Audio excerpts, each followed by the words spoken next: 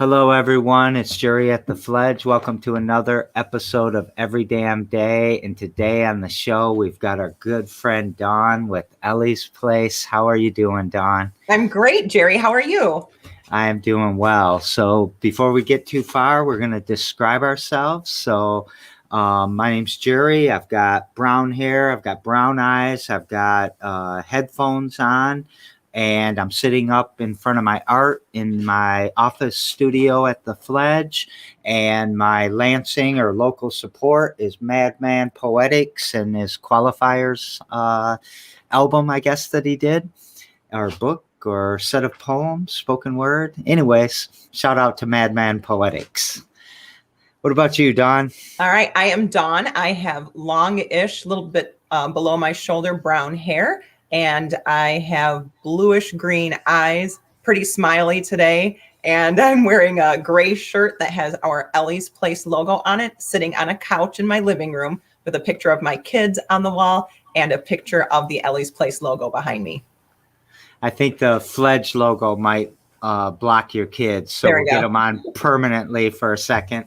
There you go. But we'll stay up front here. So would you mind telling us about yourself and about your projects that you're working on in Ellie's Place and all that? Absolutely. First of all, let me just say thanks to you, Jerry, because you are doing so many great things for our community, and having the opportunity to speak and talk about Ellie's Place is really important. And I have been watching all of your Every Damn Days and learning so much about all of these great people and all of these great resources and organizations in our community. So first of all, thank you. Well, I appreciate you giving me credit, but you said it at the end there. It's all the great organizations and all the great people that make our community stronger, including you.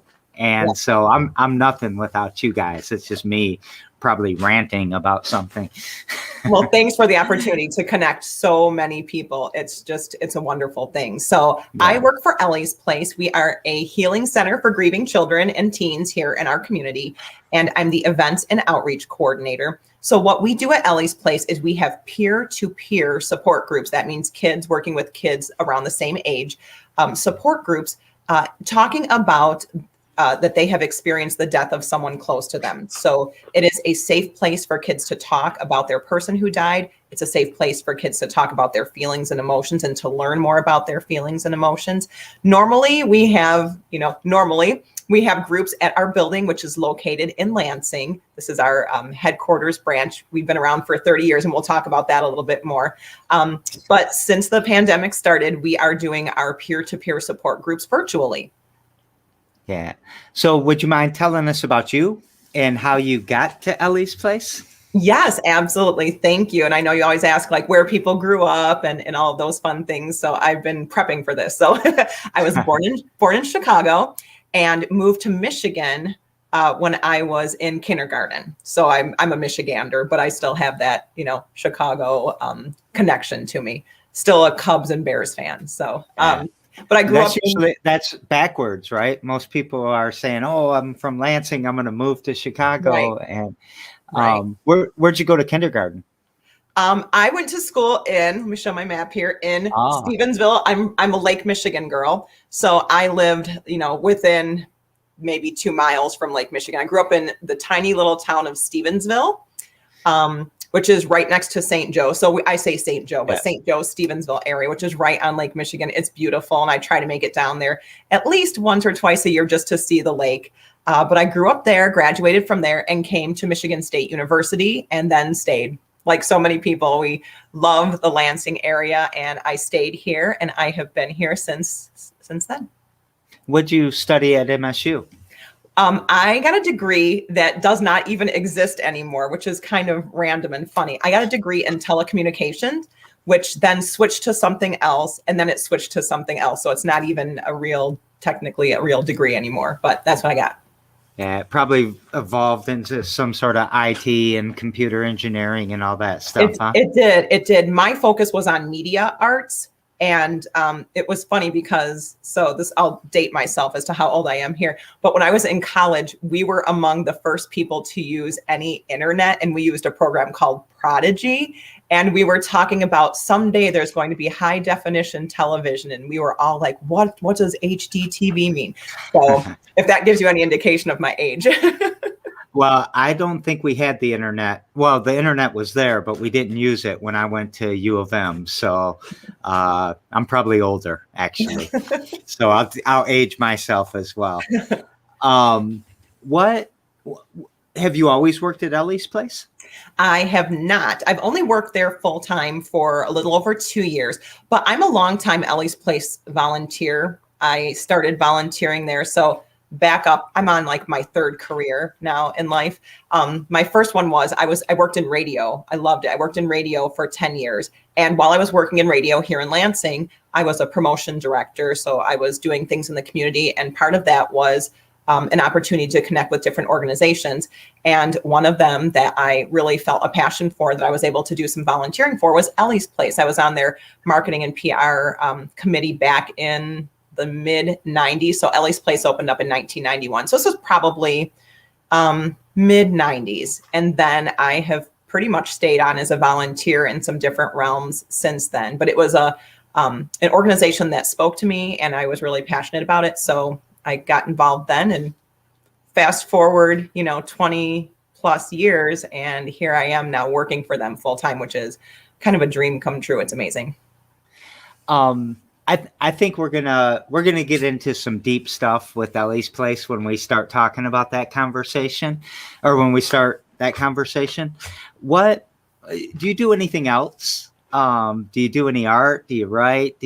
What's your hobby or anything like that? I love reading. I'm a big reader, but I love music more than probably most people do. So like I said, I worked in radio for 10 years, which was perfect, especially for the music part of it. But I love, and I cannot wait for live shows to start again. I love going to concerts.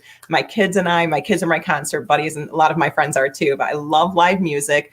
I love listening to music, talking about music. So I'm a big music buff. So music is a big thing. I do like health and fitness. I'm a vegetarian, vegan. So I like to try a lot of local restaurants and breweries and, fun places around town. And I love to travel, and I love to just check out what's fun and exciting, whether it be a festival. I'm a big museums kind of a girl, but I do love traveling, camping, just visiting places, checking out small towns. Have you done a lot of virtual tours and virtual concerts during the pandemic? A lot of virtual concerts. Yeah, we started that right at the beginning, like some of the first virtual concerts when they started. But yes, I've watched quite a few virtual concerts. It's been fun. Do you mind if I give a fledge plug in the middle of your interview Absolutely. thing here? Tell what's going on. We've got a virtual concert tonight, and we've had a couple, but I want to start getting more into it again.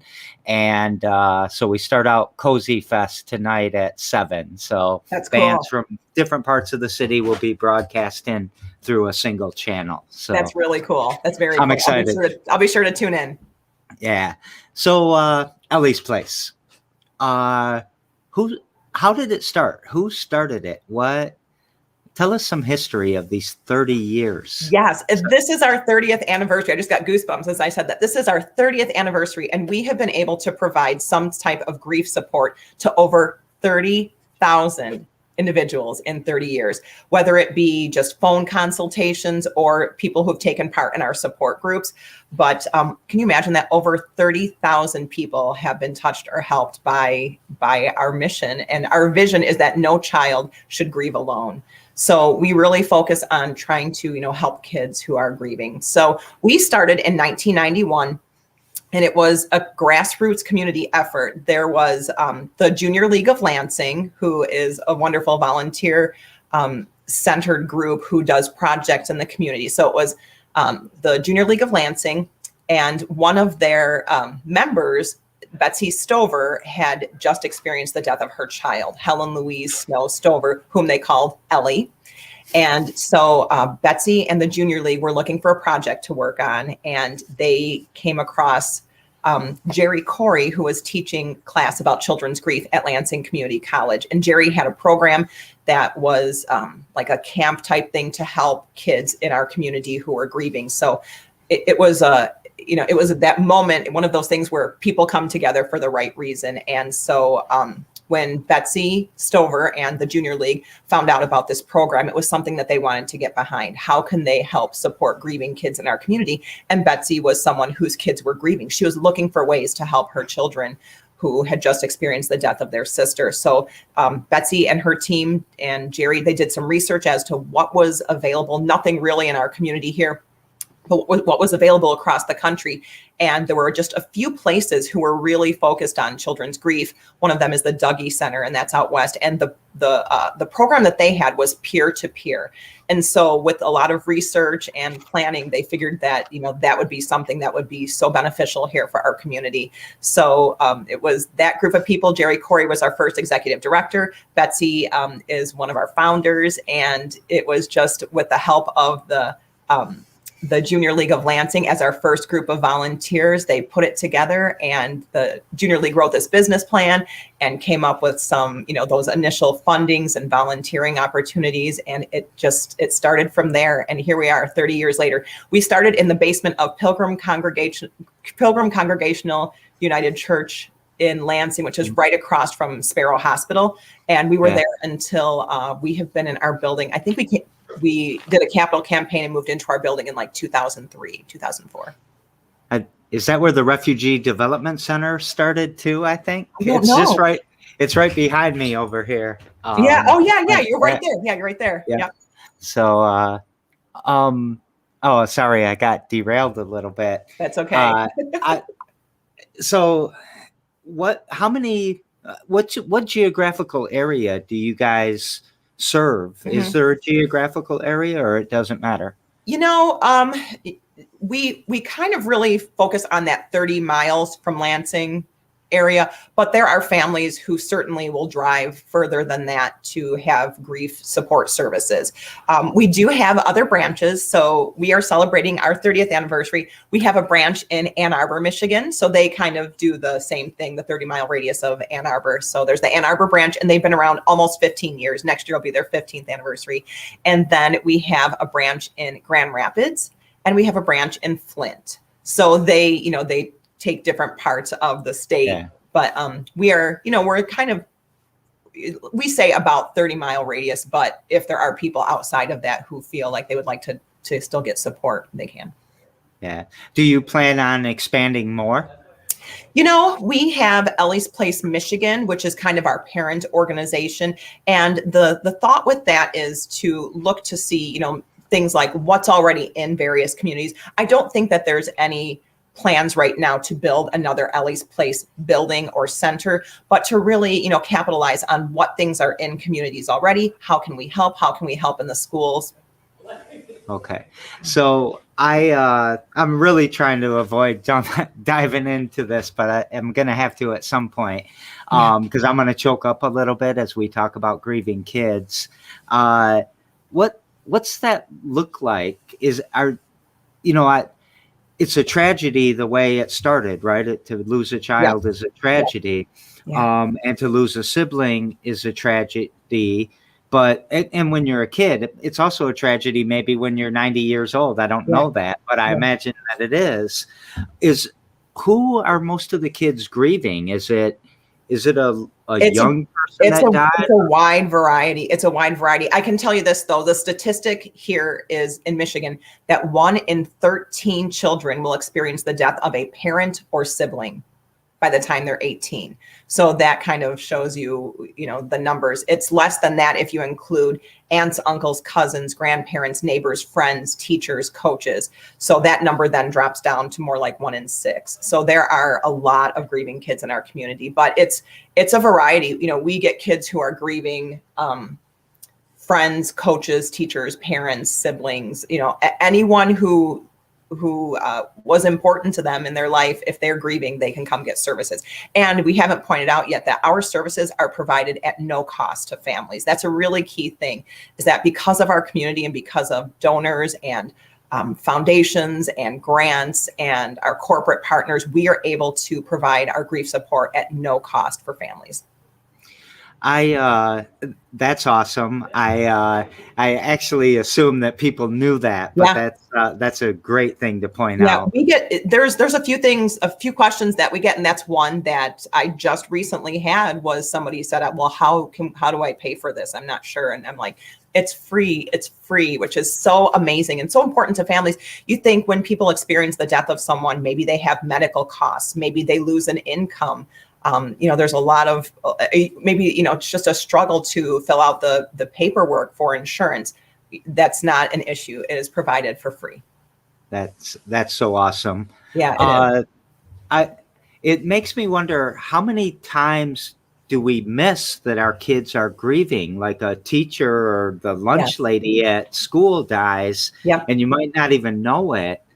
And Right. kids grieve in all kinds of ways to protect themselves, I'm sure, right? Yeah. And they grieve differently than adults. Kids grieve like in spurts sometimes. They may seem fine and then all of a sudden they'll grieve. And here's something that, we know, we know as adults is that by the time you're an adult and you experience the death of someone, you have some skills that you've learned about how to cope with your emotions. You learn that stuff over the years. Kids, they haven't learned all of that yet. So they really are just trying to figure out, first of all, what those emotions are and how to handle them. And so, part of what we do is we really provide that safe place for kids to figure out those emotions, to let out those emotions, no matter what the emotions are. And we say all feelings are okay. So, kids and adults feel things and all feelings are okay. Also, one thing that we see is that, and I've experienced this too, and we can talk about, how Ellie's Place, how we came to Ellie's Place and our views on grief. Is that, kids can't always talk about the person who died. They sometimes at home might not want to make other people cry. They don't want to make people sad. So they just keep it inside and don't talk about it. And they can't talk about it with their, peers at school, because if those kids haven't experienced a death, then they're not going to understand. So they just hold it in. So at Ellie's Place, that's what we talk about. That's what kids are able to talk about. And in our groups, whether they're in person or whether they're virtual, which they are now, kids do different activities that they can that we do so they can talk about that person and share those memories and share those feelings. You told me about one of those, and I can't quite recall. I'll get it wrong if I try to say it. Can you give an example of one of those? It doesn't have to be the one. I know. Yeah. Right now, I'm like, why don't I have it sitting right here? But so I'm like, So certain activities, like I'll just give you a few. So one of them is a memory box. Each kid who participates at Ellie's Place will get a memory box. That's what we do when we're at our building. And these are the little boxes that kids can decorate and keep mementos of their person who died. Another one is, and I've got it, I think, in a different part of my house, but a plate, just a simple plate. You go through that first holiday season when you've experienced the death of someone and you might have an empty seat at the table. So how do you acknowledge that? And we get phone calls about this, all the time. How do I acknowledge a birthday? How do I acknowledge, what do I do for a holiday? So one project that we do is we have kids take a plate and decorate that plate in memory of the person who died. And they can choose to put it at their table, where the empty seat is, or they can choose just to talk about that person. So that would be something that even families can do at home, even if they're not participating in our groups. We try to, on our social media, post different activities that families can do. And if I can put a plug in for our social media real quick. Yes, please. We're active on Facebook and Instagram. We have a really amazing Pinterest page. And that is something that came up because of COVID. We thought, how can we get a lot of information about really cool things that people can do or learn about or read or resources? So we redeveloped our Pinterest page. Kim on our staff put a lot of time into that. So that has some great activities and resources. So, and we're on LinkedIn. We have a YouTube channel as well. So everything that we're on as far as social media, we are Ellie's Place Capital Region. So if anybody wants more information, it's Ellie's Place Capital Region. All right. So I'm going to put that down in a second. Was there something you drew two faces on something? Oh, yes. Oh, yeah. So we have what's called the inside outside mask. And Yeah. it's made out of cardboard. And, this is something that families could do also on their own with just a piece of paper and drawing a face. So the Inside Outside Mask Project really gives kids and adults, this is something that our volunteers do when we go through the training process too, is on the outside of a mask.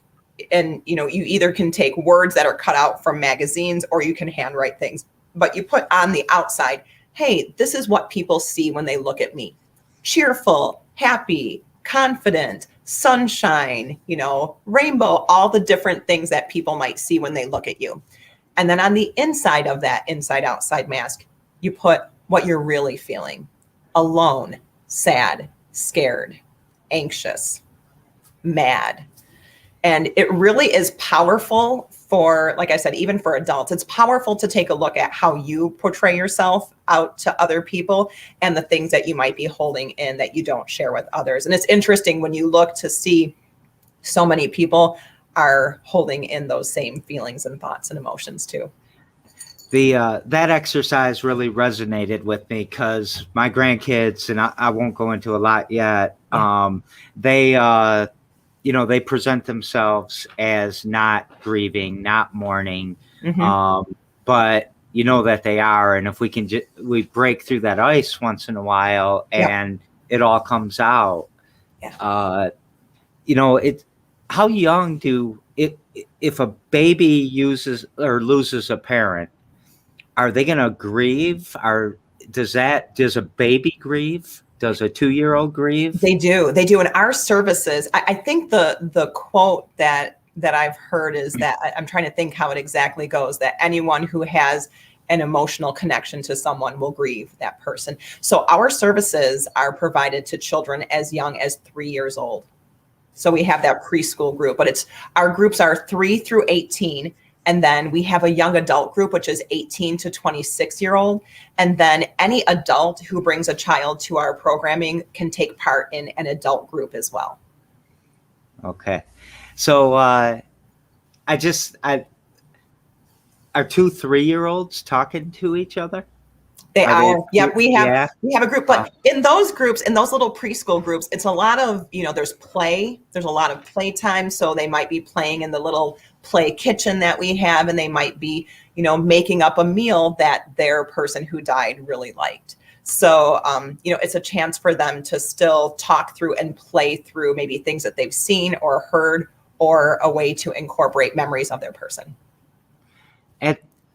At the end of the day, do you feel exhausted and traumatized, or do you feel uplifted and better, or both? Or all of it. Yeah. So I'm working on like the development team side of things. So I'm not hearing all of the stories and working directly with families. We have a team of 7 social workers, and they are the ones who take the calls from families. They're the ones who help coordinate our support groups and work directly with those groups. And if I can talk about the groups for a second, our groups are led by volunteer facilitators. So if anyone in the community feels called to help out, we do have trainings throughout the year. We just did our first all virtual training. And we were able to place our 12 new volunteers into support groups, virtual support groups. So our groups have usually 2 to 3 adults per how many ever children are in that group. And it is a really powerful, amazing thing. But at the end of our nights, at the end of our support group nights, those volunteers and those staff members who are working with the kids, they do meet for a time to debrief, to talk about, maybe if something came up in the group that night, but to be able to talk about things so that they can, debrief a little bit before they go back to normal life, because it is tough to hear those stories. But on the other hand, you see at our building smiles and happiness and hopefulness. We really are a hopeful place, and we try to, heal these little hearts that are hurting and broken. And we do so much positive, good stuff that it really is uplifting too. Yeah. I want to do a quick shout out to the side over here. Erica Lynn is saying hey to us. Oh, hey. So, hi, Erica. I don't know if they're still in Florida or something. I don't know, but she's someone that I've connected with too, because she, with her group, they deal with kids. So I was able to go see her building and take over some brochures so that she knows that if she, comes across a child who's grieving, that there is support in the community. So I love these community connections. It's wonderful. Yeah. Big shout out to the village out there. Yep. So on my personal note, where I lost my daughter who had 4 children, so she left behind 4 of my 4 grandchildren. And I didn't really know what to do. I didn't know that much about you at first, but that's how I found out about all these places, doing that research. And I'm not going to spend a lot of time on them right now, but when you were talking about 1 in 12 kids, 1 in 13 right now. 1 in 13 kids will lose a parent. What about the opioid epidemic? Did you see an impact in young people dying that had kids that? Yeah. Yeah. We see that. Yeah, we do see that. And in fact, we did have like a little professional development thing at work that I was able to go to that even addressed that. And this year with COVID, this past year, we have seen, we see the trends that are going on in the community, whether it be, an overdose, or right now there's such a need for grief support because people are not able to grieve as they normally would, which those ceremonies and those traditions and the coming together of your family and your friends to be able to, mourn that person together, that has changed so much in the last year with COVID. And, one thing that's not canceled is we say grief has not been canceled. It might be different the way that people are grieving if they can't have a funeral, if they can't have, the services, or even be with that person if that person's in the hospital or if that person's sick. It's hard to, it's really hard to deal with this time in life right now where so much has changed and people can't be together. I wanted to ask you a question about that, and it just hit me. I don't know the definition of grieving. What does that mean? I'm not sure that I know what it is. Yeah, actually. I would say, and this is just me, my personal feeling, I would say grief is that, the time when you have a loss of some kind, and grief can look like a lot of things. You can grieve, so many different things. Right now we have kind of a collective grief in our nation, just things that we can't do anymore, grieving, being able to hang out with people. But if you're talking the grief of a death of someone, it's that physical loss of a person who is there in your life, and the emotions, the feelings, all of that comes along with it when you're trying to make sense of it all. Does it have like a beginning, middle, and end? Like I've always heard a Sarah analogy: surprise, anxiety, rationalization, acceptance, and hope. I think. Yeah, and there are a lot of experts out there in the field, and a lot of really amazing books that have been written, and a lot of people who've done research about grief and the stages of grief. We don't use those stages. We don't say, well, first you're going to have denial. And then, we know that all of those things exist, but they exist more linear. You're not getting, A, B, C, D, this is how it's going to go.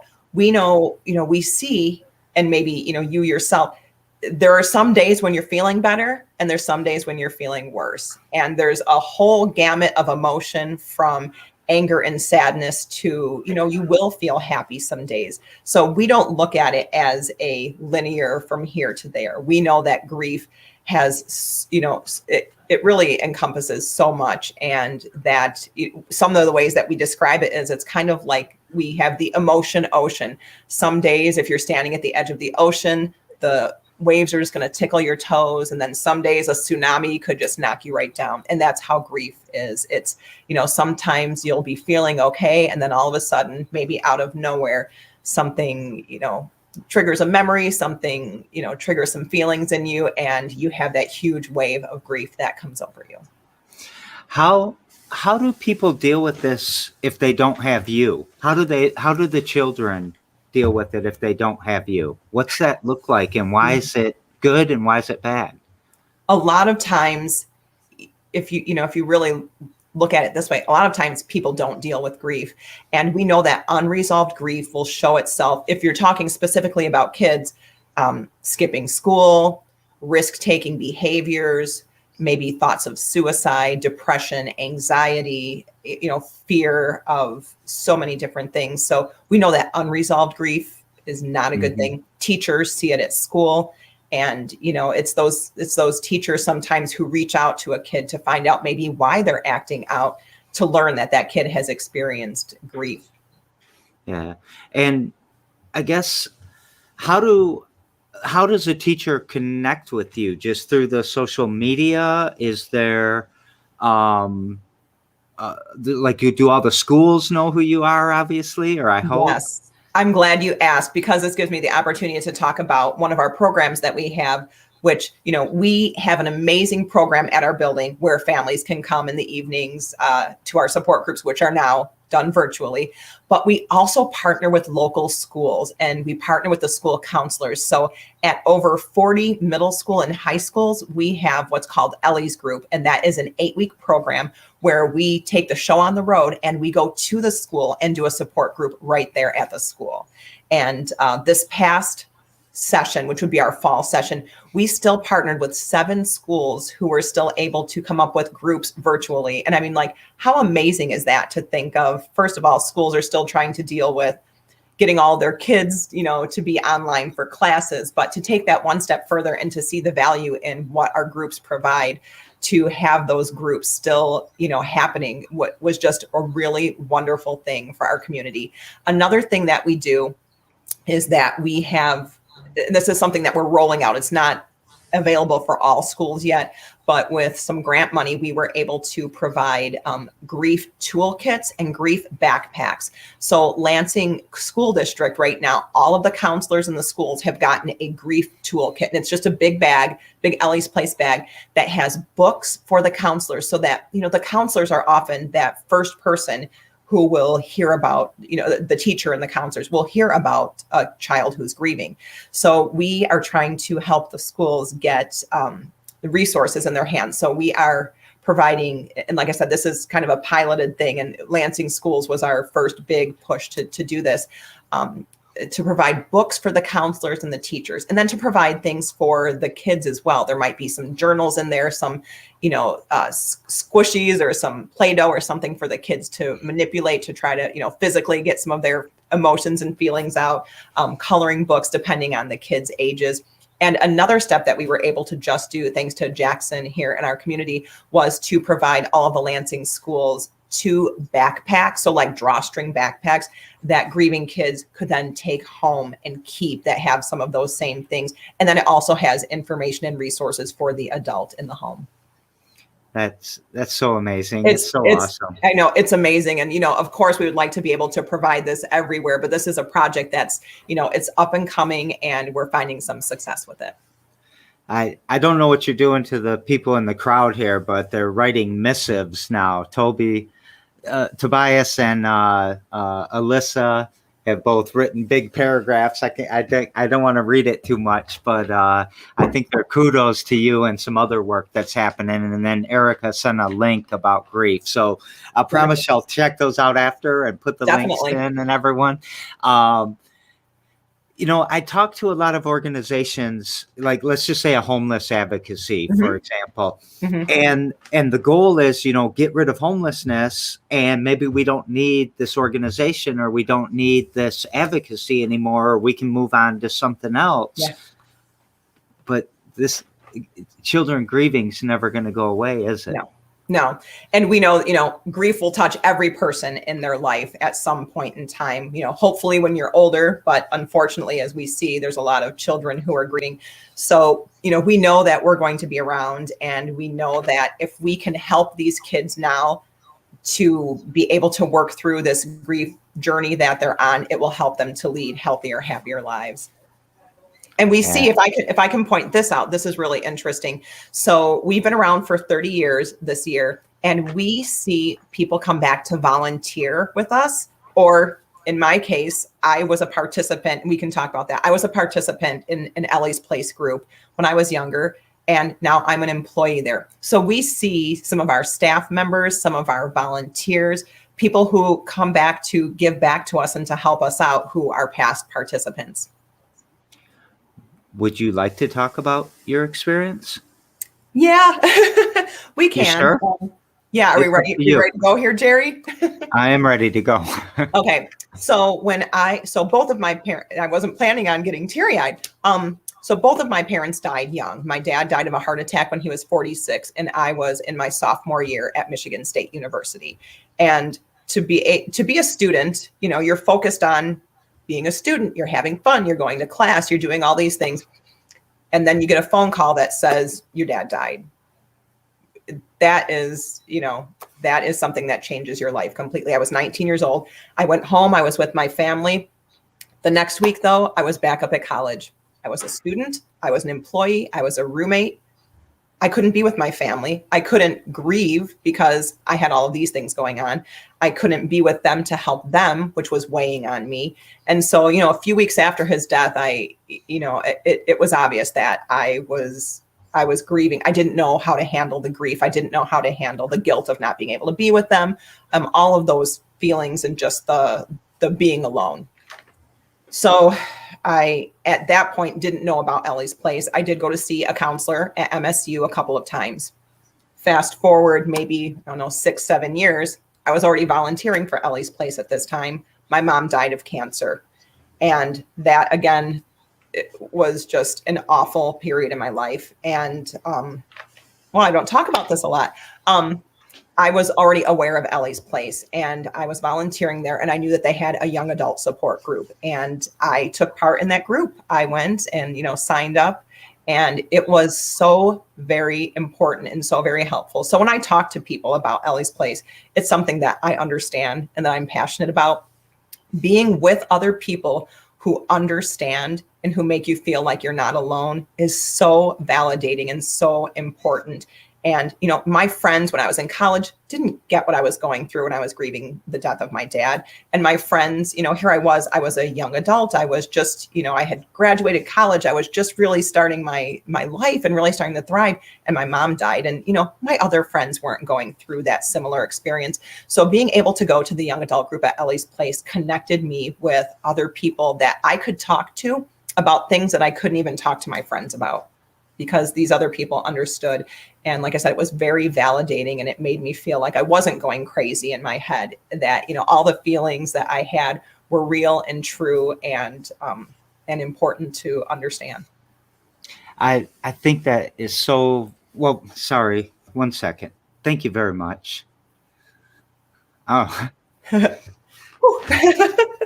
going to both get going here in a second. Yeah. So we'll just let it flow if it does. Yep. The thing that always bothered me was when people would say, I can't even imagine. And my first reaction was, yes, you can. You can freaking imagine what it would be like to, it's everything you think it would be. Yeah. It's crushing inside. It is. It's life altering. To have peers that, you know, they wouldn't say that to you, right? They wouldn't think in those terms. They'd be like, I can freaking imagine it's yesterday or it's last week or whatever. I think that peer-to-peer is so important. I think sometimes we're always talking down or going, you know, down towards somebody, like we're going to teach them how to grieve and teach them how to do these things. And it sounds like you let the kids meet each other where they're at and figure it out themselves. And they probably do such a better job than they do some couch and some psychologist with smoking a pipe or whatever. Yeah, it's amazing. And it's so validating. And, you know, we have so many stories, Jerry, of kids helping other kids. So in one of our groups, we sometimes bring out a question and answer box where kids can, you know, anonymously write a question, and then the kids will be sitting around like in a circle and answering that question. And one of them is, you know, like, am I still a big sister? You know, can you imagine a kid feeling that and having experienced the death of a sibling and having to hold that in and not feeling like they might be able to ask their parents, not feeling like they could ask their friends at school. But when you're sitting around with a group of people who get it and who understand, those kids answer that question for each other. Yeah, I would love that. I need to come to one of these groups. Well, we'll um, help you out, Jerry. I always I never know whether to say I have 2 kids or 3 kids. And It's that's one of those questions, so that, if you were sitting with other adults who had experienced that same thing, they would say, their thoughts, and mine are, yeah, 3. And it's, yeah, yeah. And when we have our adult groups, when we're at our building with the adult groups, our adult groups are split up by type of loss. So we have, and like I said, an adult can take part in an adult group as long as they brought a kid to the support groups. But our adult groups are split up by type of loss. So child loss, spouse or partner loss, other significant loss, suicide. oh yeah, We do have groups for the adults that are split into those specific categories when we're at our building, and those groups are run by a clinician. Those aren't run by volunteers. yeah. And That they're important. They're so important. yeah. What's How would you sum up what your mission is? Either you as a person. I mean, I think we know what Ellie's Places is, but you, as you fit in and you're not Ellie's Place, and Ellie's Place isn't you. Right. But I think it's integral to what you're doing. But what's your mission? Yours? If you're looking for my mission, I would say I love connecting people to resources. And so watching your show has been great, because it has, opened my eyes to so many people and groups and organizations in our community that I might not have known of, that I have reached out to some and said, hey, you work with kids, let's talk, because at some point you might have a kid who's grieving. Let me tell you what we do. But just in general, I love, connecting with community. That is important to me. And, being able to talk here is a great way for me to do that. I have a question for you from the crowd real quick. Uh-oh.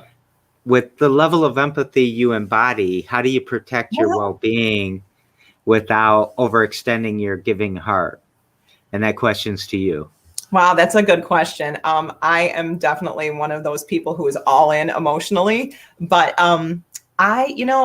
maybe because I'm not working with families all the time, I'm not hearing all of those stories, but we talk about our mission and we talk about grief, and it is something that it's a part of life, and it really is something that people don't talk about enough. If I can put in a plug real quick, there is a wonderful documentary called Speaking Grief. And if anybody were to just type in documentary Speaking Grief, I think it's speakinggrief.com, that we partnered with WKAR here back in November, which was Children's Grief Awareness Month, to do a special presentation of that. But it was just one more reminder that people don't like to talk about grief and death. It's just such a taboo thing. And I know, just even watching things on the Fledge, there are groups like Megan, and there are people who are doing things in the community to make it okay and better to talk about grief and death. So, I guess when you're passionate about something and you really feel strongly for something, it's just part of you. A shout out to Meg and Creative Dying and the Death Cafe and the game that we had therapy Thursday yesterday morning, and we played the Creative Dying card game. Oh, you did? I missed that. Yep. I missed it, but I'm familiar with the cards. And it was just amazing and I only was there for one card. I had to go, but they played for a few more cards, and we got to start talking about it, guys. We got to start talking about one of the fledglings yesterday said the conversation about death is really a conversation about life. Yes. And I guess once you're gone from your perspective, but there's a lot of people you leave behind, and you get left behind. This is such a great conversation, such important work that you're doing, Dawn. Thank you. And we feel very strongly about being this big part of our community. And the fact that we've been around for 30 years really shows that, it is something that is valued in our community to be able to help families. Yeah. You're like an elder to all of us other organizations that are just getting off the ground. Is there something you do every damn day to push that mission forward? Connecting with the community, Jerry. I really try to see who's out there who anytime I'm on, like social media and I see somebody post some, event or something, and I see that maybe it's a group that works with children, I think I need to talk to them because first of all, I just, love our community and all the great things that we have going on. But secondly, I just like to make sure that people know that our services are here if it's ever something that someone needs. Yeah. And you've gotten me several, maybe a lot of guests on Every Damn Day. So I'm going to thank find you so more. much. And speaking of a guest that you got on Every Damn Day, Cameo was on the show yesterday. And as you know, I daisy chained the shows together. Yep. So she had a question for me to pass to you. And the question was, what life experience shifted your perspective? And maybe you wrote down more. It seems you took better notes than me yesterday. No, that's it right there. And, because we're talking about Ellie's Place and because we're talking about grief, I would say the life experience that shifted my perspective on things were obviously the death of my parents at young ages. And I'm a mom now. So it's, it really gives you a different way of looking at things when you know how important every single day is and every single minute is. I would also say I love to volunteer in the community, and I have had some pretty eye-opening volunteering experiences, whether it's working with groups of people that I may not be a part of that group and getting to see how life is for different people. I've worked with refugees, I've worked with, homeless. And so seeing things that make you really understand what life is about and what life is like, and that everybody's life looks a little bit different. I would say those have been experiences that shifted my perspective, and parenting in general. Nothing like that, man. That'll wake you up, huh? Daily, right? Yeah. So tomorrow on the show, I've got LaShawn with the Poor People's Campaign, and she also has a consulting firm called One in a Billion Consulting. What would you like to pass on to LaShawn? I would like to ask, what's one thing that you have learned or done since the pandemic started that you wouldn't have if it hadn't been for having to make changes like this?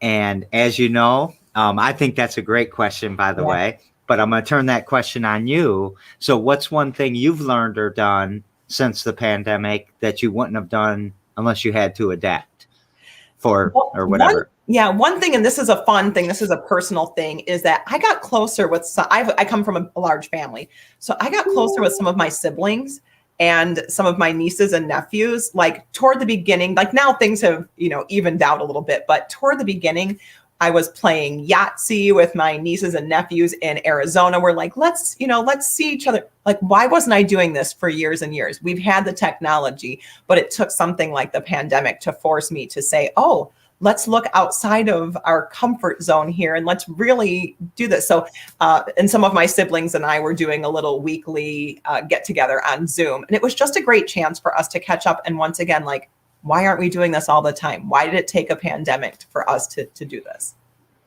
A lot of good. I mean, a lot of bad came from the pandemic. Yeah. A lot of good has come from the pandemic. We've had to change our mindsets on the way we look at things. Absolutely. But I do think, and a lot of relationships got stronger. There's other people that would say, their family, well, I just erased them all because, whatever social justice or the things with George Floyd. I mean, a lot of the underbelly of the country's been exposed in 2020. Right. So good for you to be able to keep the relationships positive and going and all of that. And as far as Ellie's Place, we were able to shift, our programming, which was all on site, to all virtual. And not only that, but we shifted our training to virtual. And we think now, like, how cool that we have the capability of training volunteers virtually and serving families virtually, and that's something that had it not been for this pandemic, that wasn't anything that was, something that we had been working on right at that time. So now we have these new tools of ways to communicate with people, it's amazing. Yeah. I'm like, what? I can still do this and I don't have to let 200 people in the building. Right. This is awesome. Yeah. what what can we do to promote Ellie's Place, to help Ellie's Place? Do we volunteer? Do we give money? Do we make referrals? What else? Keep going. All of that for sure. So we encourage people, if they are able to, time, talent, and treasure. Time, and I'm a person, like I said, I love to volunteer in the community, and I was a long time Ellie's Place volunteer. So time, if you have time, whether it's Ellie's Place or whether it's another organization that you feel passionately about, give your time. Connect with people who feel the same way, who think the same way as you, and if you can give back to the community, that's such a special thing. So obviously volunteers, we have a lot of volunteers. In fact, I just found out, and I wrote this down, we have had in our 30 years, over 4,000 volunteers. I think it was just over 4,400 volunteers who have helped out with Ellie's Place. And so that's a great thing. So we appreciate people's time. We have a website that's elliesplace.org that people can go to. And there's a spot on there that says, how to get involved. And you can go to, are you typing it in right now? Ellie's Place. I am. And it's ELES. People sometimes wonder how it's spelled. ELESplace.org. So there will be more information about how to volunteer, and you can fill out a volunteer application there. But other ways, yes, we always need donations, whether it be donating to one of our fundraisers. If I can plug, we do have Ellie's Race, which is a big 5K race in our community here. That's coming up in July. Every year we do that one in July. And then we do, like I said, we do need donations, whether it be from groups or organizations, grant money, individuals. A lot of our donors are individual donors. And then, talent. If someone is talented and is good at doing whatever, whether it be painting, yard work, we have groups who come in to volunteer to help us do our yard work. So all of those things that, if somebody's got a talent that they have that they would like to share, please get a hold of us. So our building is still closed right now, but we're still taking phone calls. Our number is 517-482-1315. Wait a second. 517-482-1315. And we'll get right back with you. If you leave us a message, we will, figure out how we can connect with you. And then the biggest thing would be just to keep us in mind as a referral source. If you or somebody is grieving, please reach out to us. Like I said, we really didn't talk too much about our social workers, but we have 7 social workers on our staff who they do clinical consultations by phone. So that means anybody in the community can call up. We get calls from hospice workers. We get calls from, different places, different people just asking questions about grief and how to either help somebody or help their family. So our social workers are available, Monday through Friday, and they would be happy to talk to anybody who has a question about grief. So please give us a call. But like I said, if you know somebody who's grieving, let them know that we're here and that we provide services, our grief support services, for free. It doesn't cost a family anything, thanks to our generous community. And so, we are here for you, and we are hoping to help as many families as we can. Don't we live in a great community? We really do. And that's, I've thought before, of course I loved growing up here along Lake Michigan, but I thought I've got everything I need here. I really do. We have so much to offer, and the people here are amazing, and it's just such a great place to live. We have a lot of turmoil. There's a lot of conflict right now. But at the end of the day, no matter what the government's able to do, because the government's not in a position to fix all of this, right? They're hurting as well, everything that's going on with COVID. But one-on-one direct action between people, I see every single day. And I don't know if it lifts my heart, it breaks my heart. It just makes me feel so good to be part of this community. Yeah. And we're going in the right direction. We're pushing in the right way.